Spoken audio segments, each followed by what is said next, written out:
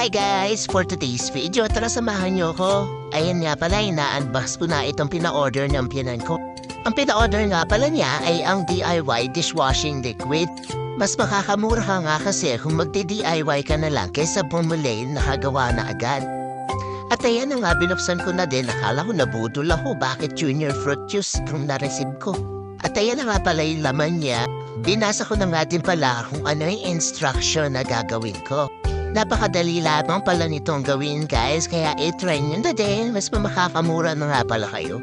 At ayan na nga, tinignan ko na din isa-isa. Diyos ko, huwag kayong kabahan, kasama talaga yan, huwag kayong mag-isip ng kung ano-ano, charis.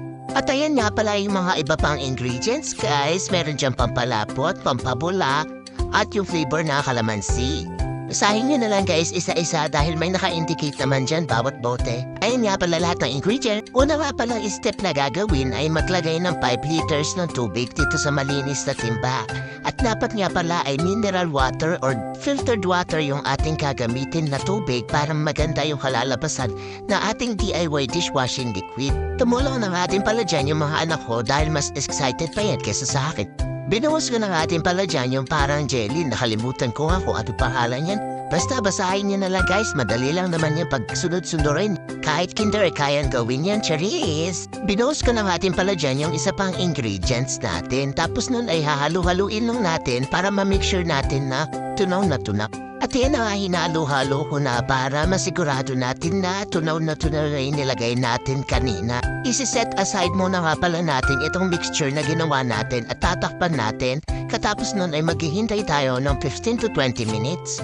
Pagkatapos nga ng 20 minutes na paghihintay ay ibinuhos ko na din yung mga natitira pang ingredients. Patuloy lang natin itong halu-halu. Sunod nga itong last ay itong pampalapot. Dapat nga ay dahan-dahan lang yung ating paglalagay dito para masiguradong natutunaw yung ating binubuhos na pampalapot dyan guys. At ayun na nga, naka-fast forward nga lang kasi itong video ko kaya para mabilis yung aking paghalo. Pero sa totoo lang yan ay mabagalan yung ating paghalong ginawa dyan. Pwede mo nga din palang hindi ibuhos lahat dyan yung pampalapot. Depende sa'yo kung okay na yung consistency na gusto mong ma-achieve. Pero ako binuhos ko na lahat dyan dahil wala naman na akong pagkagamitan.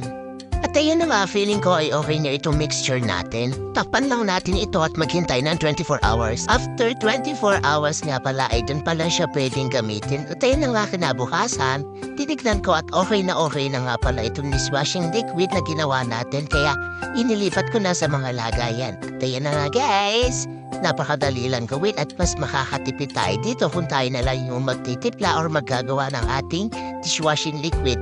Yun lang po, maraming salamat. Bye! Paki-like and share po itong video namin. Thank you po ulit. Bye!